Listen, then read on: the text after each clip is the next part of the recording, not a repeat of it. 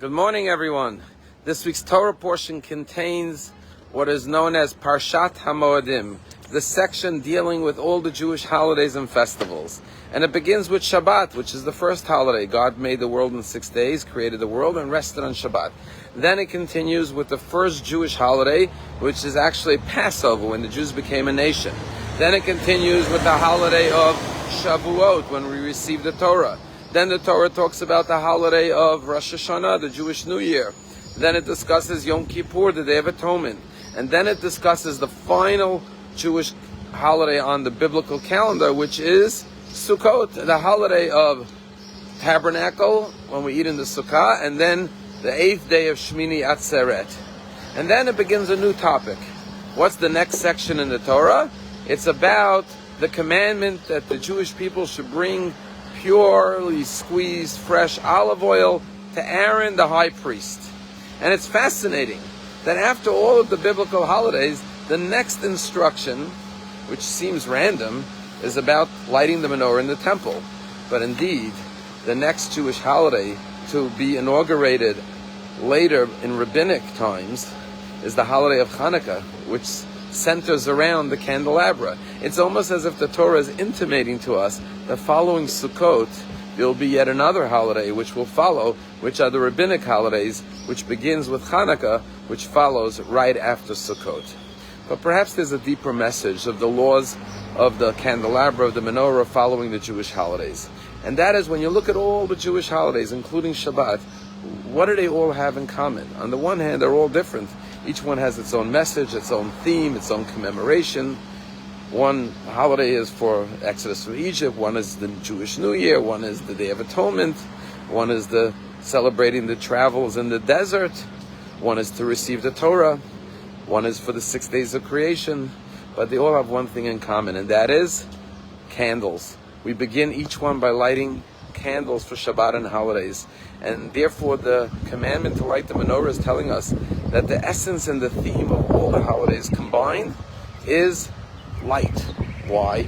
Because why is it that every week we take 25 hours to observe Shabbat with our family and friends and our community through sitting together and spending time with one another and eating and drinking and praying and studying Torah? Why do we have all these holidays of Passover and Sukkot and Shavuot? The common message is light. You see, happens when you turn on the lights?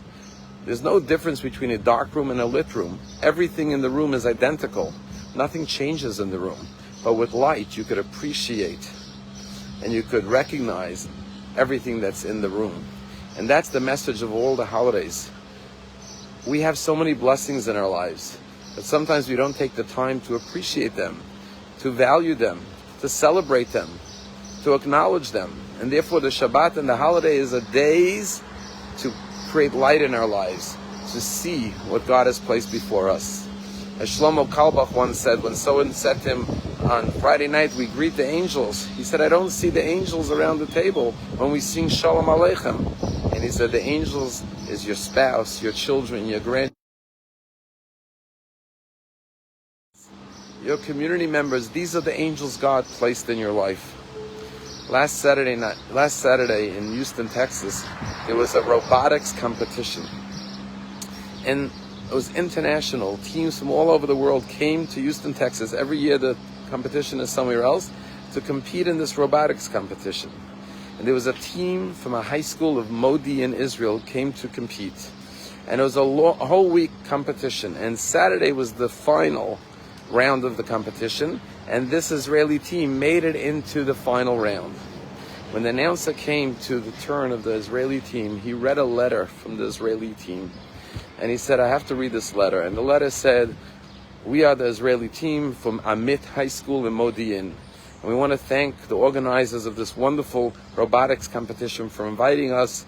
We're so inspired by everyone's creative designs. And we're so grateful to have this opportunity to be here. And we want to wish all the teams success. But unfortunately, we cannot participate in this final round because today is Shabbat. And we come from a religious background as Jews. And Shabbat is a day of rest. And therefore, we cannot compete. But rather, we're going to be observing Shabbat with each other.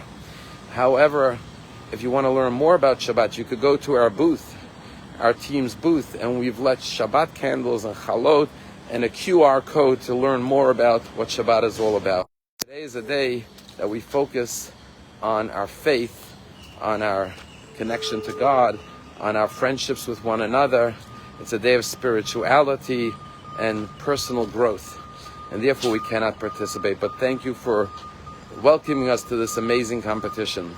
When the announcer finished the letter from the Israeli team, thousands and thousands of participants in the audience rose to their feet and began to give a thunderous applause to the Israeli team. And when the applause completed, with everyone on their feet, the announcer said, "We want to thank you for making us recognize that some things in life are more important than robotics."